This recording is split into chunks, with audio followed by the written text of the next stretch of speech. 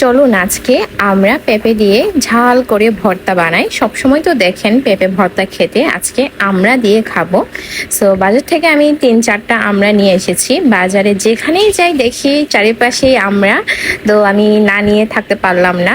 ভালো করে চামড়া ছেড়ে নিয়েছি, তারপর ছোট ছোট পিস করে নিলাম। পাশে আমার বান্ধবী পেঁপে স্লাইস করে নিচ্ছে। আমি যেটা করলাম, আমড়াগুলোকে হামানদিস্তাতে একটু ভালো মতো ছেঁচে নিচ্ছি। এই যে যা পিস করছি সবগুলো কিন্তু ছেঁচে নেওয়া হচ্ছে। তারপর আজকে আমরা শুকনো মরিচ দিয়ে ভর্তা খাবো। শুকনো মরিচ আমি প্রায় 5 থেকে 10 মিনিটের মতো পানিতে ভিজাই রাখছি, যাতে ভালো মতো এটা নরম হয়ে যায়।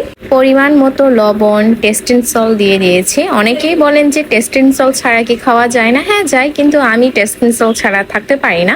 তারপর এখানে আমি নাপি দিয়ে দিলাম, একটু পরিমাণ বেশি করে দিই। যতবারই হচ্ছে যে কোনো ধরনের লাক্সো ভর্তা খেলে আমি নাপি বেশি দিয়ে থাকি। এই যে হয়ে গেছে আমার মরিচের পেস্ট। আমরা পেঁপে ওয়াশ করার পর এখন মরিচের সাথে ভালো মতো মিক্স করে নিচ্ছি। আমি মনে করি হাত দিয়ে মিক্স করলে খেতে আরও বেশি মজা। সো এখানে আমি অল্প পরিমাণে তেঁতুলের রসও দিয়ে দিব। আমরা যেহেতু খুব একটা টক ছিল না, তাই তেঁতুলের রস দিলে আরও খেতে বেশ ভালো লাগে। সো এই তো খুব সহজেই আমি ভর্তা বানিয়ে ফেলেছি, আপনারা ট্রাই করতে পারেন। টাটা।